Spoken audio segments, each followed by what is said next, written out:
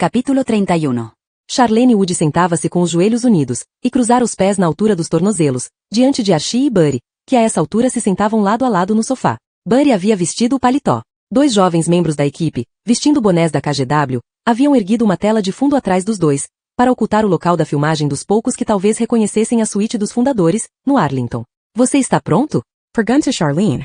Ela parecia mais magra do que na televisão, e mais faminta. Sem dúvida, respondeu Buddy antes que Archie pudesse abrir a boca. Buddy havia passado base, pó de arroz e chador e Archie o viu passar a língua pelos dentes de cima. Era um truque que Buddy lhe ensinara quando Archie assumirá a liderança da força-tarefa havia vários anos, para que o lábio superior não grudasse nos dentes quando a pessoa falasse diante das câmeras.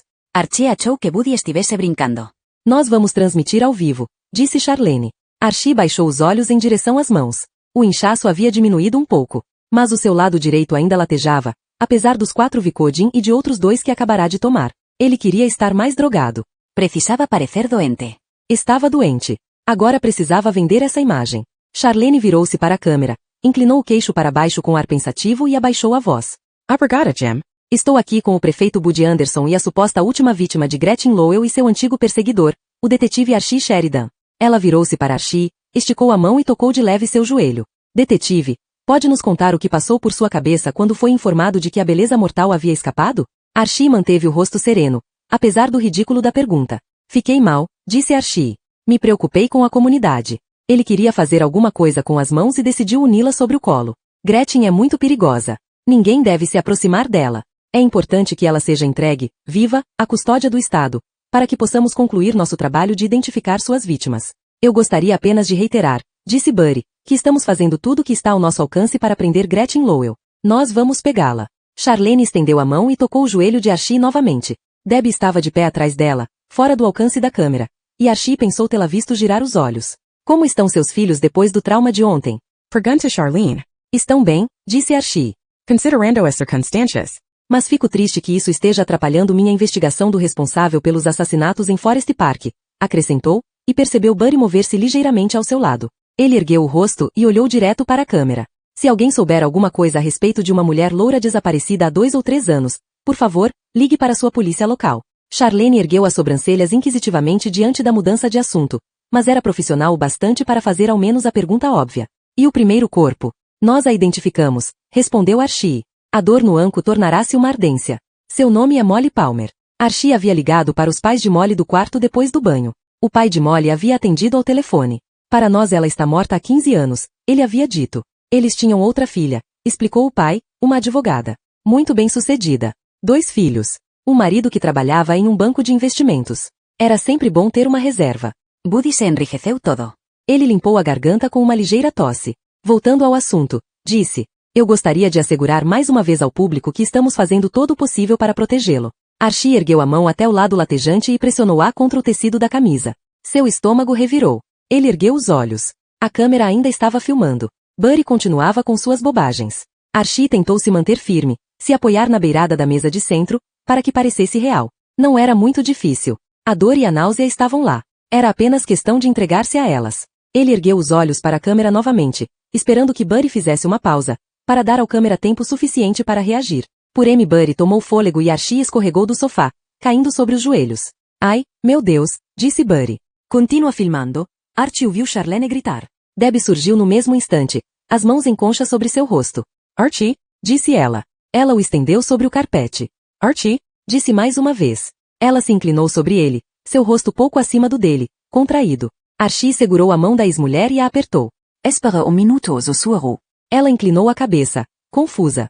Henry se precipitou entre Archie e a câmera. A entrevista terminou, disse ele. Archie ouviu Charlene dizer. Archie Sheridan desmaiou. Vamos atualizá-los assim que tivermos mais informações. Jim, de volta para você. A câmera devia ter parado de filmar porque em seguida ela acrescentou. Puta merda. Saia, disse Henry. Agora. Todos para fora. Devo chamar os paramédicos? Perguntou Buddy. Não, respondeu Archie do carpete.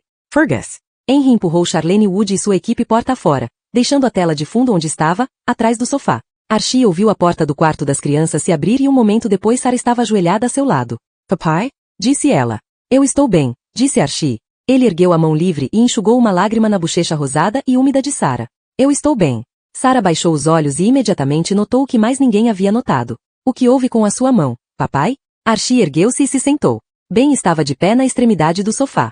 Leva a sua irmã de volta para o quarto, disse Archie. Ben estendeu a mão e Sarah olhou para o pai mais uma vez antes de se levantar, obediente, e entrar atrás de Ben no segundo quarto da suíte. O que está acontecendo? Perguntou Debbie, a voz desafinada.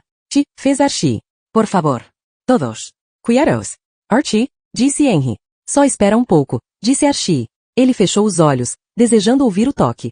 E lá estava ele. Seu celular. Gretchen havia assistido ao noticiário. Capítulo 32. Você está bem?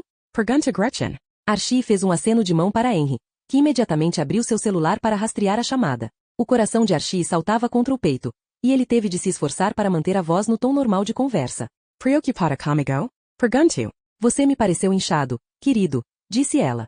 É o edema. O seu fígado está parando. Ele abaixou os olhos para a mão livre. A palma estava vermelha. A pele dos dedos, retesada dos fluidos. Ele fechou o punho e o ocultou sob a axila. Quero ver você. Ele podia ouvi-la respirando. A respiração prolongada e suave apenas fazia sua própria respiração parecer mais estrangulada. Em breve, disse ela. Então você ainda está na área? Perguntou Archie, olhando de relance para Henry para se certificar de que ele ouvirá. Ele inspirou novamente, e expirou. Quero ficar perto de você. Onde você está? Pergunta Archie. Onde você está? Henry olhou para Archie e balançou a cabeça. Archie sabia o que isso significava. Gretchen estava em um celular pré-pago. Impossível de rastrear. Ela iria desligar, cuidar da sua bela vida e não havia nada que eles pudessem fazer para impedi-la. Gretchen, disse Archie. Não mata mais ninguém, está bem? Está doendo? Perguntou ela. A mão de Archie abriu caminho até o anco e a ardência difusa atrás das costelas. Está. Ele quase a ouviu sorrir pelo telefone. Bom. A linha ficou muda e Archie permaneceu sentado com o telefone na mão, só então percebendo que o estava apertando tanto que seus dedos doíam. Ele depositou o telefone sobre a mesa e forçou os dedos dormentes a se endireitarem. Não usava a aliança de casamento havia quase 2 anos, mas sua mão ainda parecia nua sem ela. Henry, que andava de um lado para outro com as mãos entrelaçadas na nuca, parou e golpeou com o punho a parede cocô de neném. O som da carne golpeando o gesso fez todos na sala se virarem. Merda, disse Henry, recolhendo a mão e sacudindo-a. Uma na rachadura no gesso assinalava o impacto. Buddy estava sentado no braço da cadeira. Ninguém fica sabendo sobre as chamadas. Ele olhou para um lado e outro, dirigindo-se a todos eles. Isso não sai dessa sala. Debbie, que estava sentada no sofá, com as mãos dobradas no colo, ergueu-se e entrou no quarto das crianças sem dizer uma palavra.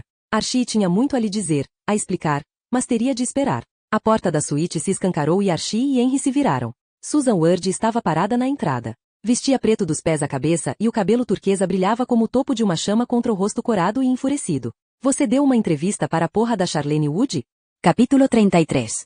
Quando você identificou a desconhecida? Pergunta Buddy Bikesenho. Susan parecía furiosa. Esse era o meu furo. Fui eu que identifiquei o corpo. Era a minha matéria. Ela olhou para Archie sentado no chão, para Henry segurando-lhe a mão e para a rachadura na parede ao lado dele. O que está acontecendo? Ela perguntou. Archie ergueu-se e se acomodou no sofá onde Debbie estivera. A almofada ainda estava quente. Eu precisava que isso saísse na TV, disse ele. Você tem certeza que era ela? Buddy perguntou a Archie. A boca de Susan se abriu. Você sabia? Perguntou, seus olhos se estreitando na direção de Buddy. Você sabia sobre Castle e Molly? Ele deu de ombros, na defensiva. Escutei os mesmos boatos que todo mundo ao longo dos anos. Mas você sabia o nome dela, disse Archie baixinho. Foi um caso, disse Buddy a Archie. Deus do céu, não se faça de santo. Todo esse tempo que você e Debbie estiveram juntos, você nunca pensou em trepar com outra? A adrenalina da ligação de Gretchen estava perdendo o efeito e Archie sentiu-se enjoado novamente, o ácido do estômago subindo para a garganta. Molly tinha 14 anos, disse Susan. O rosto de Buddy corou. Pensei que ela fosse mais velha do que isso, disse. 18. Um telefone começou a tocar. Por uma fração de segundo Archie achou que pudesse ser Gretchen novamente, mas o toque estava errado. Ele inclinou a cabeça para trás no sofá e fechou os olhos. Sua cabeça doía. O anco latejava. Sua pele parecia estar repleta de formigas. Susan identificou. Nós comparamos com os registros dentários. É ela. Ele olhou de relance para o segundo quarto, onde estavam Debbie e as crianças. A porta continuava fechada. Ele tornou a olhar para os outros. O telefone ainda estava tocando. Alguém vai atender isso? Perguntou Archie com voz cansada. Isso vai esperar, respondeu Buddy, dando um tapinha na capa de couro de seu celular, presa ao cinto, e ficando de pé. Isso é um tremendo escândalo político, meus amigos, disse. Se souberem do caso. Se a garota tem 14 anos e o homem, 50, não se trata de um caso, disse Susan. Perante a lei, é estupro mesmo. Archie suspira. Será que ele precisava explicar? É mais do que isso, Buddy, disse Archie. Era um motivo para assassinato. Susan deu um minúsculo passo à frente, entrando na sala. Sua voz era pouco mais que um sussurro. Você acha que o Keston matou Molly? Henry, que mantinha as articulações feridas contra a boca, baixou a mão. Jesus Cristo, disse. Não, disse Buddy. Eu trabalhei para o homem. Ele não era capaz de cometer assassinato. Susan mordeu o lábio. Ele foi capaz de comer uma menina de 14 anos e encobrir isso por 15 anos, disse ela. Isso é culpa sua, disse Buddy, enfiando um dedo manicurado na cara de Susan. Se você deixasse a coisa quieta. Ele se controlou, fechou a mão e recuou. De qualquer forma, a matéria ainda não saiu. Ele acenou com a cabeça um par de vezes. Se dermos sorte, ninguém vai ligar Molly Palmer ao senador. Ela era a babá dos filhos dele, enfatizou Susan. Além do mais, eu estou bem aqui. Ela acenou. Hello. Jornalista. Buddy agitou a mão no ar, como se espantasse uma abelha. A imprensa ainda vai demorar alguns dias. Ele virou-se para Susan. Até lá, segura essa matéria. Susan contraiu o rosto, insultada. Você não pode me dizer para segurar uma matéria. Acabei de dizer. Você acha que foi ideia do Herald não publicar a história depois que o senador morreu? Isso é censura. Susan olhou impotente para Archie. Isso é censura oficial. Archie inclinou-se ligeiramente para a frente, na esperança de deter a dor sinistra que aumentava sob suas costelas. Não funcionou. O toque do telefone de Buddy o estava deixando louco. Você está bem, Archie? Perguntou Henry. Archie ergueu os olhos na direção de Buddy. Você ligou para o Fergus? Fergus havia sido o médico de Archie a partir do primeiro momento em que o levaram para o Hospital Emanuel, depois dos 10 dias com Gretchen. Ele era um dos melhores cirurgiões gerais dos Estados Unidos. E era discreto. A equipe dele ficou de avisá-lo para vir, respondeu Buddy. Pensei que você estivesse fingindo, disse Henry, contornando o sofá e se ajoelhando ao lado de Archie, para fazer ela ligar. Archie olhou para trás de Henry, observando à medida que a rachadura na parede de gesso aumentava, avançando pela parede cocô de neném, uma fissura diminuta, com formato de coração. Estava meio que fingindo, disse Archie. Capítulo 34. Fergus deslocou a mão fria ao longo da pele nua sobre a costela de Archie. A camisa de Archie estava aberta e ele estava sentado na cama. Buddy levará Debbie e as crianças para baixo, para comerem alguma coisa. Henry e Susan estavam na sala de estar. Fergus pressionou com os dedos a pele cicatrizada de Archie. O seu fígado está falhando, disse Fergus. É claro que ela estava certa. Fergus moveu as mãos para cima e tateou os nodos linfáticos sob o maxilar de Archie. Suas mãos continuavam frias. Ele normalmente preferia gravata borboleta, mas naquele dia usava calça caque e uma camisa de golfe. Cirrose, disse Fergus. Só vou saber a gravidade depois de fazer uns exames. Lá estava. Havia uma feira de agricultores no sábado, no parque do outro lado da rua, e Archie ouvia o som das pessoas andando de um lado para outro e uma banda cover do Grateful Dead. Os comprimidos? Pergunta Archie. Fergus olhou para Archie por cima dos óculos. Você precisa parar com eles. Eu sinto dor, disse Archie. Se você parar de tomar os comprimidos já, há uma chance de que o seu fígado consiga se recuperar, disse Fergus, tirando os óculos e esfregando as lentes na camisa. Ele levantou os óculos em direção à luz que atravessava a persiana de madeira e examinou-os. Então tornou a limpá-los. Se continuar a tomar, vai precisar de um transplante de fígado ou vai morrer. Ele recolocou os óculos e olhou para Archie, com a expressão séria. E não se fazem transplantes de fígado a não ser que você esteja limpo há 6 meses. Archie começou a abotoar a camisa. É bem sensato da parte deles. Isso não é brincadeira. Archie olhou na direção de Fergus. Sentia-se mal por ele, que o tratara desde o início. Salvara-lhe a vida. Quebrar as regras. Redigir a receita após receita. Faz isso retroceder, disse Archie. Pare de tomar os comprimidos, disse Fergus. E de beber. Continue tomando os diuréticos para o edema. Evite-sal. Se você notar inchaço no abdômen, podemos inserir uma agulha na parede abdominal para remover o fluido da cavidade. Quão ruins as coisas podem ficar? Pergunta Archie. Fergus ergueu a manga da camisa de Archie, pegou um torniquete de borracha em sua maleta médica e o amarrou em torno do antebraço de Archie. Se você começar a vomitar sangue ou notar mudanças nas funções mentais, me telefone ou vá para a emergência. Archie assentiu com um aceno de cabeça. Não posso prescrever uma medicação que eu sei que está te matando, disse Fergus, batendo de leve em uma veia no braço de Archie. Vou passar mais algumas instruções por escrito, para que você não queira seco. E posso lhe dar os nomes de alguns centros de tratamento. Ele retirou uma seringa da maleta, removeu a tampa de borracha da extremidade e a introduziu no braço de Archie. Archie observou enquanto o sangue enchia lentamente a seringa. Havia visto me sang nos últimos anos do que me pensara ser possível. Não quero que ninguém saiba disso. Fergus puxou a seringa e pressionou uma bola de algodão sobre a ferida provocada pela agulha, que continuava a sangrar. Você vai precisar de alguém que cuide de você, disse ele. Archie permitiu-se um sorriso irônico, mas quando Fergus ergueu os olhos, já não havia mais sorriso algum. Tenho uma pessoa em mente, disse Archie. Aquilo na verdade era um alívio. Porque se ele ia morrer, nada tinha a perder. Se ele ia morrer, podia capturá-la. Capítulo 35. Susan estava parada no final do corredor, observando uma abelha se chocar contra uma janela que dava para a rua. Do lado de fora, ela via gente saindo do mercado com frutas e legumes, passeando com cachorros, andando de bicicleta, manobrando para estacionar. A abelha bateu contra o vidro de novo. O policial magricela e orelhudo da noite anterior sentava-se em uma cadeira sob uma pintura de um velho feio. Ele ergueu os olhos e sorriu. Ela está nisso há 1 hora. Disse. É a belha. É uma janela velha. Ele ergueu a mão e coçou uma de suas imensas orelhas. Abelhas enxergam através de raios ultravioleta. As janelas novas têm proteção contra ultravioleta. Mas nas antigas os raios passam direto pelo vidro. A abelha não consegue vê-lo. Susan estendeu a mão. Susan, disse. Todd Bennett, disse o policial. Pode me chamar de Bennett, acrescentou. Todo mundo chama.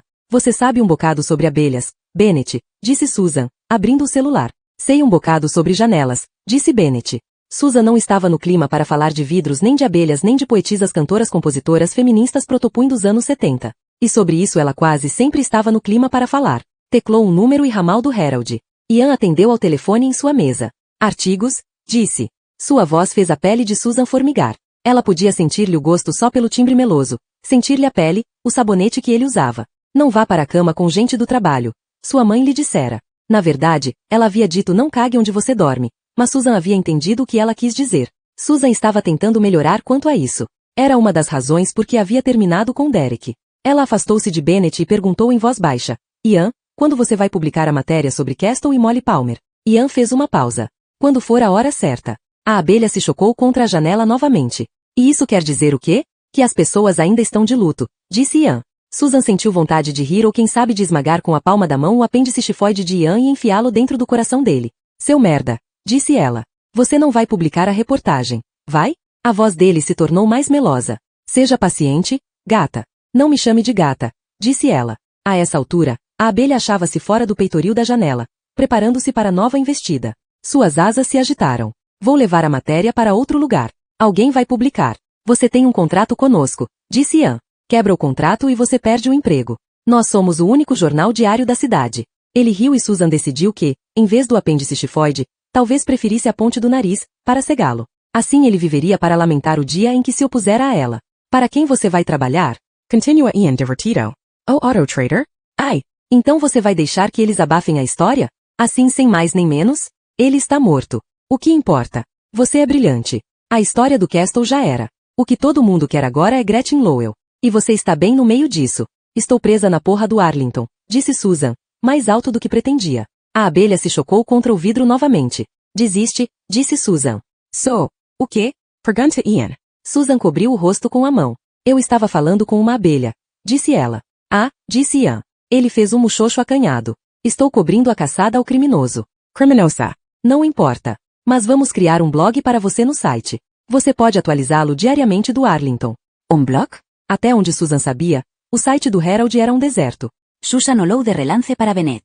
Ele lia um exemplar do Portland Monthly. A capa trazia uma foto do deserto elevado do Oregon e a manchete os melhores refúgios exóticos. Talvez ele estivesse lendo um artigo sobre janelas. Com ou sem Gretchen Lowell, Susan precisava sair dali. Ela não ia escrever um blog. Não se eles iam cancelar a matéria sobre o Castle. Ela devia pelo menos isso a Molly Palmer. Escuta, gata, disse Ian. Ela ouvia o tap-tap-tap familiar dele digitando em um teclado. Eu tenho que correr. Tenho que fechar a matéria do cerco à escola. A abelha se fora. Talvez estivesse morta. Talvez tivesse desistido e voado para algum paraíso repleto de pólen. Susan não sabia. Sabe quando eu disse que seu pênis era tamanho médio? Pergunta Susan. Era mentira. Bateu com força o celular. Sentia falta de Parker. Parker saberia o que fazer. Parker garantiria que a matéria fosse publicada. Parker a classificaria como prioridade. Soltou o telefone dentro da bolsa e voltou para o quarto, passando por Bennett. Deu para notar que ele evitou o contato visual, o que significava que entreouvira cada palavra da conversa. Ele estava sentado bem em frente à suíte de Archie, número 602, ao lado do quarto de Susan e Bliss, número 603. Archie e a família tinham uma suíte. Ela e Bliss dividiam um quarto só, 2 camas, uma escrivaninha, uma TV, e um banheiro sem banheira. Susan queria um banho imediatamente. Mais do que qualquer coisa. Abriu a porta do quarto e, no pequeno espaço entre a extremidade das camas e a parede mais afastada, encontrou a mãe de 56 anos nua, de pé com as pernas unidas, braços erguidos, palmas das mãos pegadas. A pele coberta de manchas era clara, a carne, frouxa na altura do diafragma e na parte superior dos braços. Os seios se deslocaram para o lado quando ela se abaixou e tocou os dedos dos pés. Seus dreadlocks oxigenados golpearam o carpete como um feixe de cordas. Susan fechou rápido a porta atrás de si. Bliss perguntou. O que você está fazendo? A mãe de Susan voltou à posição de prancha, com o corpo na horizontal, os braços e dedos dos pés no chão. Seus mamilos roçaram o carpete. Saudações ao sol. Você está pelada. Você está pelada no Arlington. Bliss estendeu o corpo na cobra ascendente, mantendo os dedos dos pés no chão e elevando o tronco, até que seus braços se esticassem e ela estivesse olhando para o alto, na direção de Susan. Sempre faço yoga pelada. Disse. Ela voltou à cobra descendente, erguendo no ar as nádegas expostas repletas de cavidades e arqueando as costas, então levantou uma das pernas entre as mãos, dobrou o joelho e afundou na posição do guerreiro, como quem vai dar um bote, com os braços esticados acima da cabeça. Dá uma sensação de liberdade. A mãe de Susan havia feito uma tatuagem de Hera que começava embaixo de um dos seios e serpenteava até a parte superior da coxa. Quando Susan seguiu a tatuagem com os olhos, seu queixo caiu. O que você fez com seus pelos pubianos?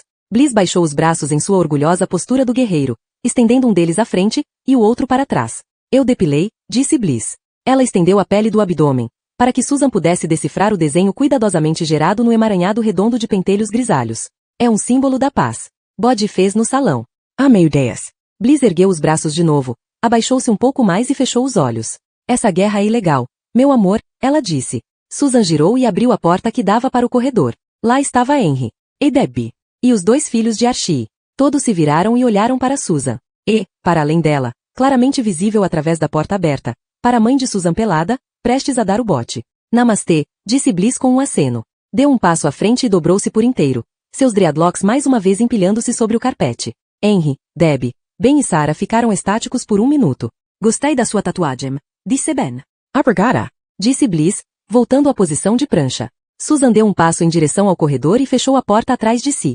Bennett continuava sentado na cadeira, o Potlen de Montley aberto no colo. Tanto Ben quanto Sarah seguravam as mãos de Debbie. Henry ergueu uma sobrancelha. O almoço foi bom? Perguntou Susan, tentando parecer casual. Experimenta a salada de salmão defumado, disse Debbie. Está deliciosa. O corredor estava silencioso. O único som era o ruído das páginas da revista do policial sendo folheadas rápido demais para que ele estivesse de fato lendo. Aonde você vai? Henry perguntou a Susan. Susan usava jeans apertado, camiseta preta sem manga e cinto preto. A bolsa e os sapatos eram de verniz vermelho. Para o trabalho, disse ela. Henry balançou a cabeça. Você não pode sair. Está sob proteção policial. Eu tenho matérias para escrever, disse Susan. Sua voz soou desesperada demais e ela tentou corrigir, dar um tom de maior importância. Jornalismo. Jornalismo impresso. Escreve no seu quarto, disse Henry. Onde você está segura. Susan olhou de relance para a porta fechada que o separava de sua mãe nua e então tornou a olhar para Henry. Eu preciso sair daqui, disse, por entre os dentes cerrados. Henry suspira. Vou falar com o Archie. Aramão. Presa no Arlington. Gretchen se manda. E Susan fica trancafiada. Muito justo. Susan lançou outro olhar furtivo na direção de Bennett. Não conseguiria passar por Henry. Mas talvez passasse por aquele cara. Ok, disse ela. Henry olhou para ela por 1 minuto. Então acenou com a cabeça. Pousou uma das mãos nas costas de Debbie e a conduziu. E as 2 crianças, a suíte de Archie. Aquilo era um símbolo da paz? Susan ouviu Debbie perguntar a Henry enquanto eles desapareciam porta adentro. Capítulo 36. Archie mantinha Sarah apoiada na dobra de seu braço, em meio a uma fauna de animais de pelúcia na cama dela. Henry os trouxera da casa e eles estavam enfiados em todos os lugares disponíveis, uma topografia irregular de pelo sintético, patas e caudas. Archie sentia o corpo leve e relaxado dos comprimidos, e tudo o que conseguia fazer era não cochilar ao lado dela. Lê de novo, disse ela. Ele acabará de ler para Sarah o livro do ursinho Poe. Agora somos 6. Está na hora de dormir, disse ele. Ben estava na cama ao lado, lendo um livro de Lemony Snicket. Archie deu um beijo na cabeça de Sarah. O cabelo dela era da mesma cor que o da mãe. Ele adorava seu cheiro e manteve o rosto colado na cabeça dela por um momento, cheirando-a. Mal conseguia se lembrar da última vez que Ben permitirá que ele lhe desse um beijo de boa noite. Amo você, disse ele. Havia momentos, como esse, em que ele era perfeita e magnificamente feliz. E ainda assim não sabia se era real, ou se era o Vicodin. Ele pôs os pés no chão e procurou pelos sapatos. A mãozinha lisa de Sarah agarrou seu braço. Fica comigo, disse ela. Até eu dormir. Claro, disse Archie, feliz em prolongar o momento. Deitou na cama, cruzou os pés e tornou a passar o braço ao redor da filha. O nariz de plástico de algum bicho de pelúcia pressionava-lhe as costas. Os olhos de Sarah não se desviaram dele até ela adormecer, suas pálpebras ficando cada vez mais pesadas, Até que, quando eram só uma fenda branca, ela deu-se por vencida. Archie esperou mais alguns minutos e então se soltou dela e calçou os sapatos. Ben colocou seu lemon sneaker sobre a mesinha de cabeceira e virou-se, para não ter de encarar Archie. Boa noite, pai, disse ele para a parede.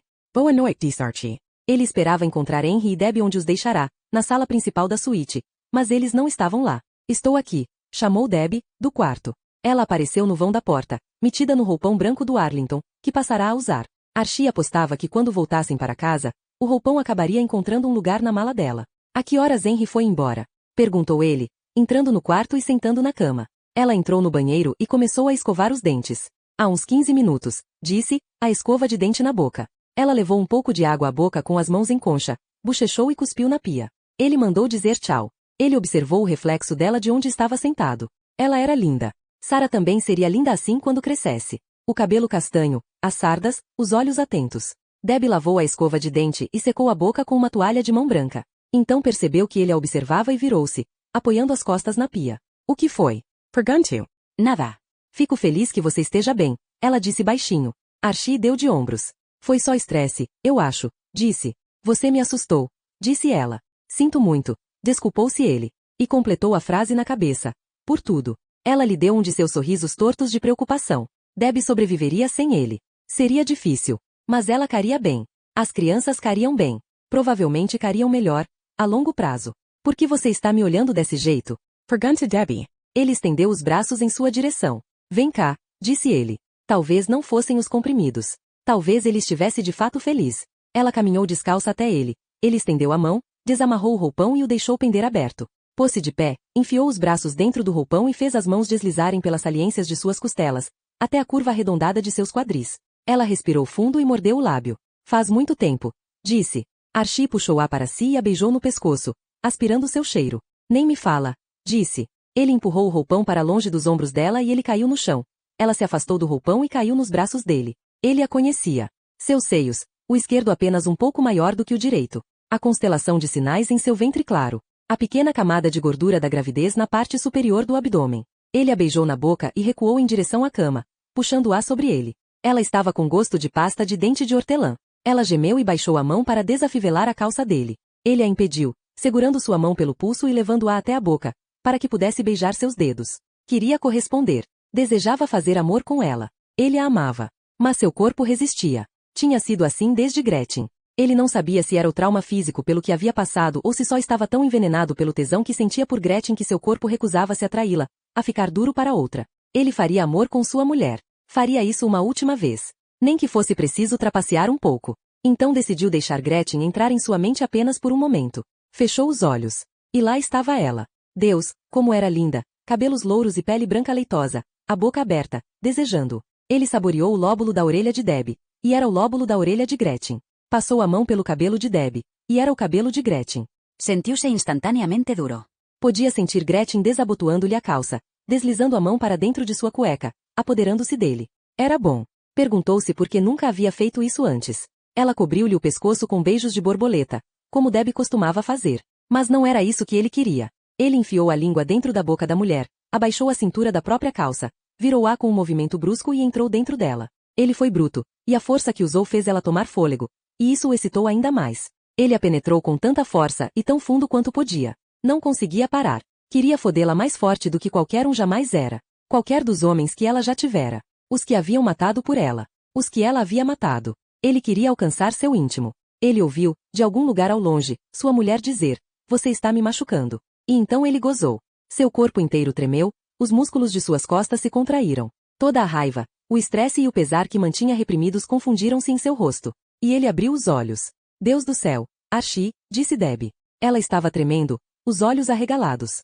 Archie saiu de dentro dela e rolou de cima dela, deitando na cama. Sentia na boca um leve gosto de menta. Desculpa, disse, com nojo de si mesmo. Debbie permaneceu em silêncio por um longo tempo, sentada na cama. Mantinha o lençol apertado ao redor do peito, as articulações dos dedos brancas onde o segurava. Vai ver a sua terapeuta, disse ela por fim. Amanhã. Levantou-se e encaminhou-se ao banheiro, levando consigo o lençol. Ligou a torneira e olhou para o reflexo de Archie no espelho do banheiro enquanto Archie olhava para o dela. Ou eu mesma vou arrastar você até ela. Capítulo 37. Você está fumando? Perguntou Susan. O quarto achava-se às escuras. Susan havia adormecido até que o cheiro da fumaça de cigarro a arrancou de um sonho lindo e perfeito, em que ela e Archie Sheridan viviam uma aventura numa cidade que parecia muito com Atlântida. Susan permaneceu ali deitada por alguns minutos, inalando a prova incriminadora da pausa para o cigarrinho da meia-noite de sua mãe. Mãe? Disse ela. Sua mãe não respondeu. Susan estendeu a mão e acendeu o abajur na cabeceira. A luminária lançou um triângulo de luz que revelou Bliss recurvada em seu lado da cama, as costas nuas voltadas para Susan, segurando um cigarro logo abaixo da borda do colchão, a M de esconder a ponta incandescente e reveladora. Os dreads louros de Bliss estavam amarrados num emaranhado que ia quase até a cintura. Ela olhou para trás, na direção de Susan. Só uma tragada, disse, levantando o cigarro. Eu não estava conseguindo dormir. Susan sentou-se. Não, disse ela. Você não pode fumar aqui dentro. É quarto de não fumantes. Você vai disparar o alarme de incêndio. Segure o cigarro fora da janela. Bliss levou o cigarro à boca e deu uma tragada. As janelas não abrem, disse. Susan jogou a cabeça para trás, frustrada. Mãe, gemeu. Bliss suspirou e se esticou até o outro lado da cama para esmagar o cigarro em um copo vazio na mesa de cabeceira. Ela usava calcinha preta de algodão e meias listradas em vermelho e laranja até o joelho. Você parece polícia, ela disse. Susan olhou para seu relógio. Passava pouco das 3 da manhã. Essa podia ser sua chance de cair fora dali. Ela saiu da cama e arrastou-se até a porta que dava para o corredor. Usava calcinha e a camiseta sentindo cheiro de cascata. Não eram exatamente roupas apropriadas para a fuga, mas aquilo era só um reconhecimento. Ela abriu apenas uma fresta na porta e espiou para fora. Bennett imediatamente ergueu os olhos da cadeira onde estava sentado e acenou. Porra, o cara nunca ia para casa. Nem mesmo cochilava. Susan acenou de volta, tentando não parecer muito desapontada. Não consigo dormir, explicou. Então voltou rapidamente para o quarto e tornou a se jogar na cama. Eu posso acabar demitida, disse Susan. A garota da matéria que eu estava fazendo, Molly Palmer. Está morte. Foi o corpo dela que eles acharam sábado, no parque. Bliss levantou os olhos, interessada. Como ela morreu? Pergunto. Não sabem, disse Susan. Acharam que fosse overdose. Mas o senador está morto. E o Parker? Outro acidente trágico. Mas isso tem que estar relacionado. E o Herald não quer publicar a matéria. Ian disse que foi porque o Castle tinha acabado de morrer e eles queriam esperar alguns dias antes de atacá-lo. E agora está dizendo que não podem publicar sem a Molly para confirmar a história. Susan prometera a Molly que tudo caria bem. Prometera-lhe muitas coisas. Teria dito qualquer coisa para fazê-la falar. Acho que ele está sendo pressionado. Você tem as anotações? Pergunta Bliss. As fitas da entrevista? Entreguei todo o material sobre a reportagem ao Archie, disse Susan. Bliss ergueu uma sobrancelha. Você entregou à polícia a única prova que tinha para sustentar sua história? Susan mordeu o lábio. Não pensara na coisa dessa maneira. Entreguei, respondeu. Bliss estendeu o braço e desligou o abajur, tornando a lançar o quarto na escuridão. Ah, às vezes, disse ela, eu acho que todos aqueles protestos a que eu te levei quando era criança não serviram para nada.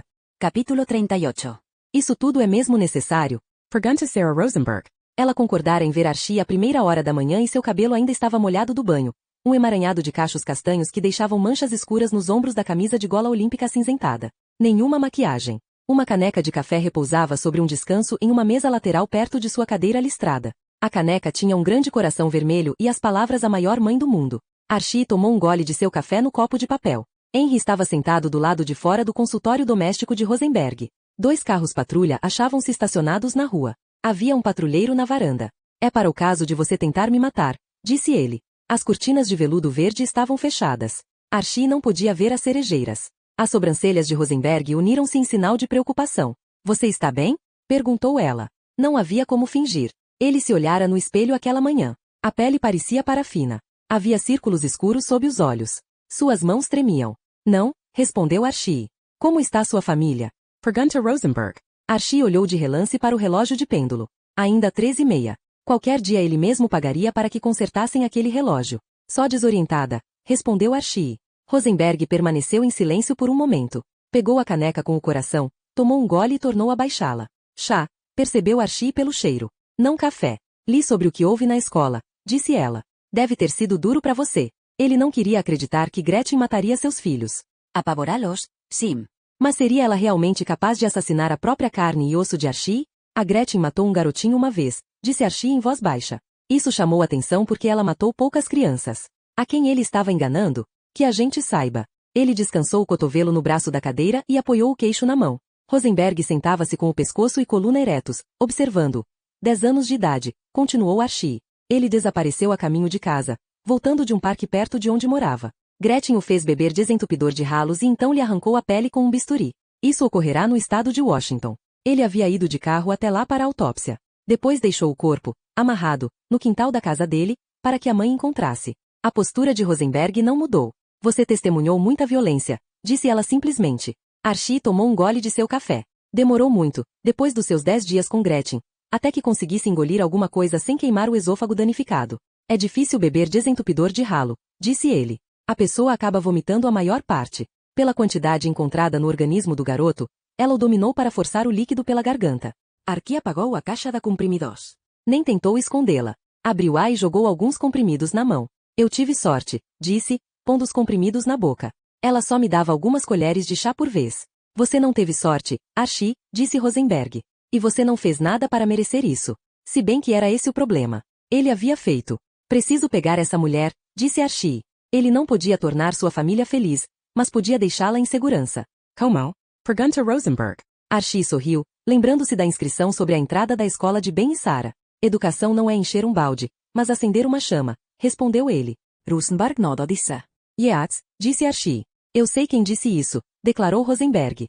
Só não tenho certeza de como isso se aplica ao caso. Ela vai continuar matando, explicou Archie. Ele estava ficando cada vez mais à vontade com o plano, convencendo a si mesmo de que não era loucura. Ela não consegue evitar.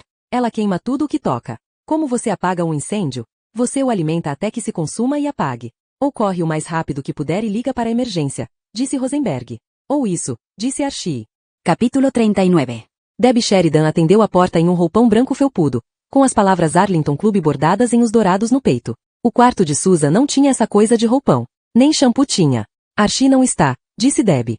Susan tentou esticar o pescoço para ver, atrás de Debbie, se a caixa que entregará a Archie ainda estava onde a deixará. Ouviu vozes de criança no interior do aposento. Eu dei a ele uma caixa de anotações e preciso dar uma olhada nela, disse Susan. Debbie pareceu pouco impressionada com o apuro de Susan. Você vai ter que voltar mais tarde, disse, fechando a porta. Susan piscou para a porta fechada, a 10 centímetros de seu nariz. Ok, disse. Ia voltar para o próprio quarto, mas quando tocou a maçaneta com os dedos, pensou melhor e dirigiu-se à porta da escada. Aonde você vai? Ela ouviu uma voz perguntar. Bennett. Susan virou-se para encará-lo. Você nunca está de folga?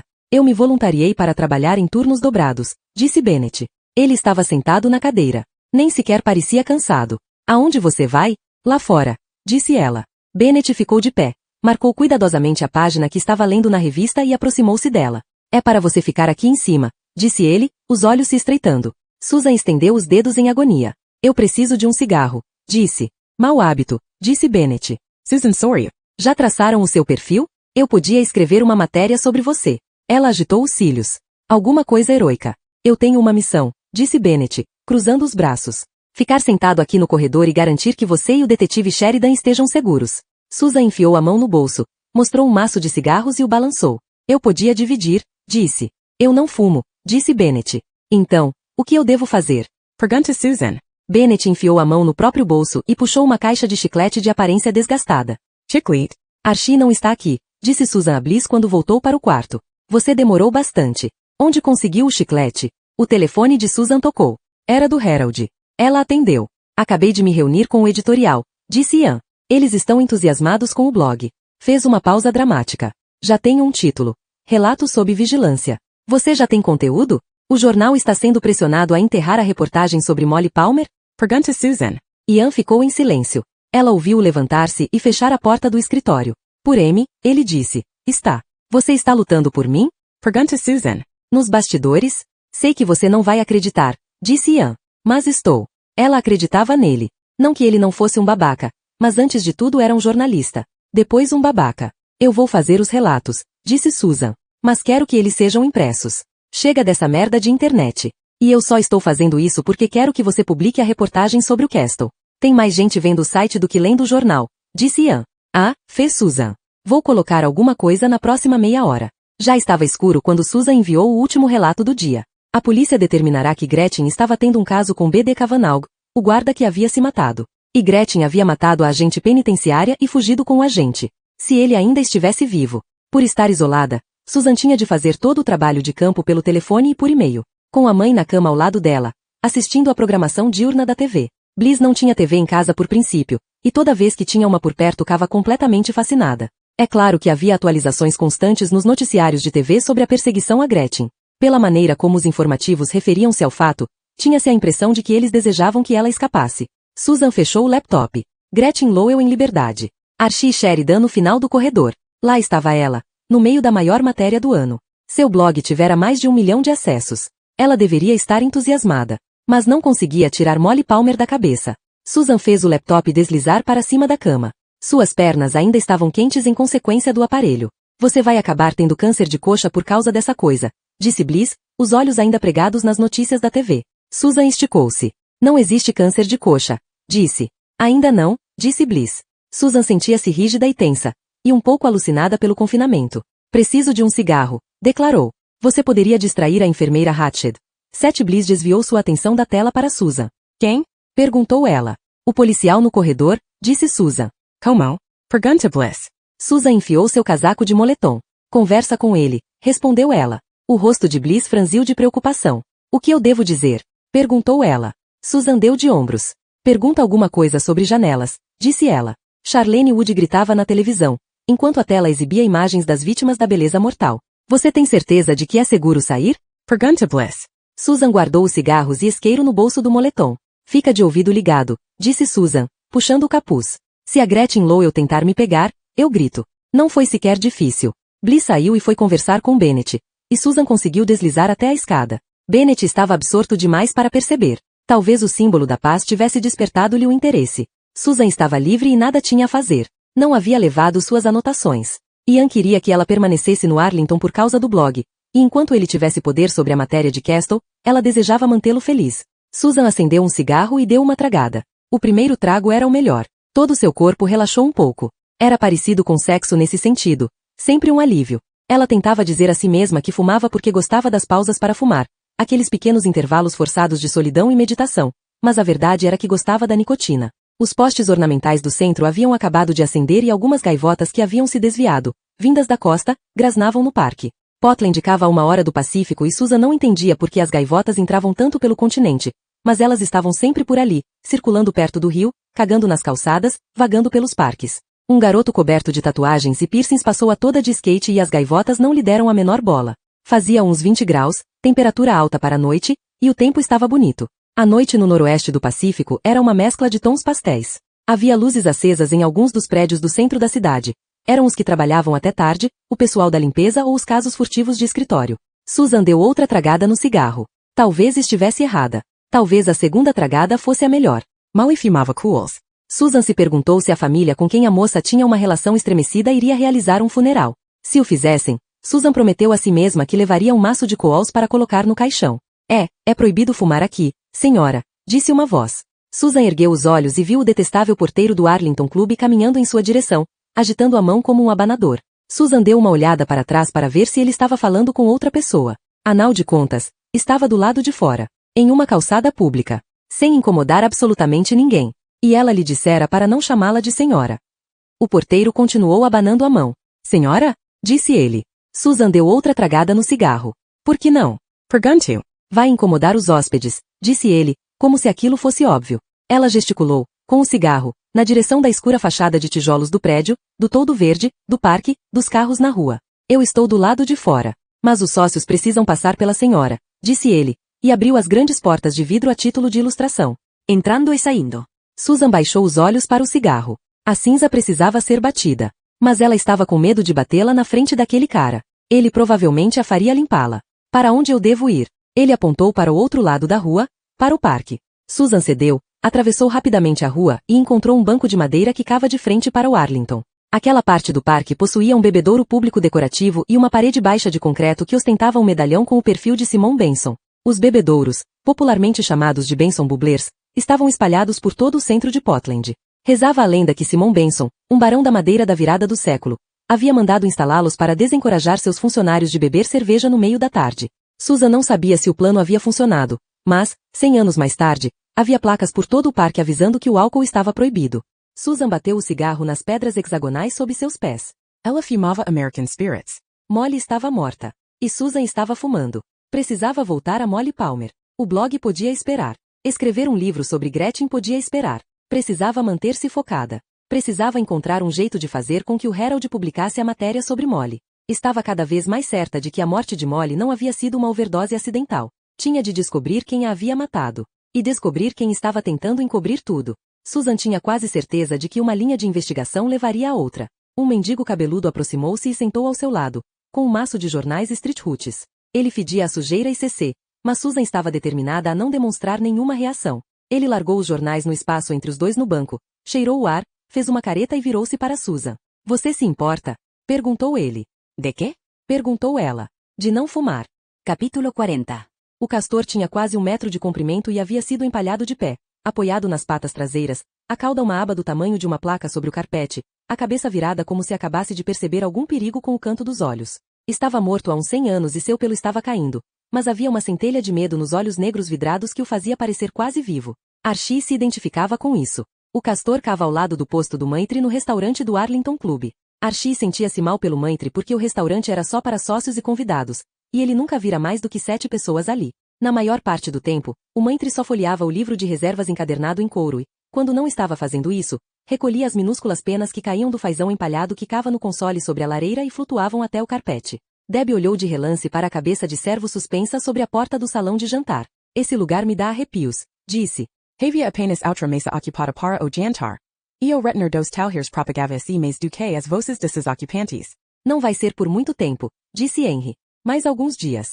Debbie olhou para Archie como se quisesse algum tipo de confirmação, um aceno de cabeça, qualquer coisa. Eles não haviam conversado sobre a noite anterior. O que ele poderia dizer? Sinto muito? Archie olhou para seu prato. Depois da visita a Rosenberg, ele passará algumas horas no escritório da Força-Tarefa, tentando ajudar a coordenar a perseguição, e o restante do dia no Arlington Club, tentando parecer normal para seus filhos. Claire estava lá em cima com eles naquele momento, a M de que Archie e Debbie passassem algum tempo juntos. Mas eles não podiam fazer nem isso sem Henry. A comida estava boa. Archie deu outra mordida no salmão ao molho de coentro, ainda evitando o olhar de Debbie. Salmão era basicamente o que eles serviam. Torta de salmão. Salada de salmão.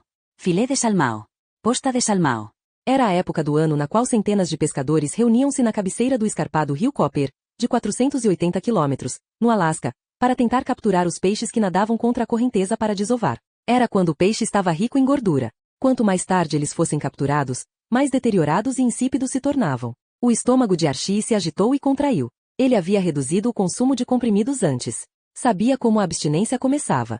Pousou o garfo de prata e o guardanapo de tecido branco, afastou a cadeira da mesa e levantou-se. Vou ao banheiro, disse. Henry também se levantou, com a intenção de acompanhá-lo. Eles estavam preocupados demais com ele, e pouco preocupados com a captura de Gretchen. Se dependesse de Archie, o exército teria sido chamado. Mas não dependia de Archie. À exceção de seu compromisso com a psicóloga, ele passava o dia trancafiado no Arlington, evitando o contato visual com Debbie. Archie suspira. Você vai me vigiar enquanto dou uma cagada? Pergunto. Henry olhou em torno do restaurante vazio, o banheiro visível no final do salão, então deu de ombros e sentou-se. Obrigado, disse Archie. No banheiro masculino havia cabins com portas que trancavam. Elegante. Archie terminou e lavou as mãos. O sabonete líquido cheirava a lírios. Ou talvez fosse apenas sua imaginação. Sentia-se cansado da falta de sono. Seus olhos pareceram amarelos no espelho do banheiro. Ele usou uma toalha de verdade para secar as mãos e a deixou cair em um cesto de palha sob a bancada de mármore. O garoto estava esperando do lado de fora da porta do banheiro. Na verdade não era um garoto. Tinha uns 20 anos, provavelmente. Archie viu o orifício em seu lábio, onde ele usava um piercing quando não estava trabalhando. Sua jaqueta branca de ajudante de garçom estava bem engomada e quando ele se aproximou, Archie sentiu o cheiro desagradável de fumaça de cigarro recente. O garoto falou com o canto da boca, como se tivesse um segredo. Sua amiga está atrás de você, disse. Ela me pediu para esperar e lhe contar quando estivesse sozinho. O garoto tinha outro piercing no topo da orelha, na cartilagem. Era um minúsculo pino prateado, perdido sob o cabelo e tão pequeno que a administração do restaurante provavelmente não havia percebido. Archie também não teria reparado se não fosse pela pequena gota de sangue que escorria pela dobra externa da orelha esquerda do garoto. Esse tipo de piercing levava muito tempo para cicatrizar. Onde ela está? Pergunta Archie. No carro, no beco. O garoto gesticulou na direção de uma porta de vai-vem de aço atrás deles, como se aquilo não fosse nada, como se estivesse apontando a direção do shopping. Lá atrás. Atravessando a cozinha. Então Archie percebeu, pelo brilho malicioso nos olhos do garoto, que ele pensava que Gretchen fosse sua amante. Você está sangrando, disse Archie. As sobrancelhas do garoto juntaram-se, então ele ergueu a mão esquerda e tocou a orelha, estremecendo ao fazê-lo. Ele baixou a mão e a examinou, a marca de sangue evidente na ponta dos dedos. Nojento, disse ele. Você tem planos para hoje à noite? Archie perguntou, imaginando as horas de interrogatório que o garoto iria encarar nas mãos de Henry. Não, respondeu ele. Archie afastou-se em direção à porta que levava à cozinha, para longe de Henry, para longe de Debbie, para longe de tudo. Bom, disse Archie.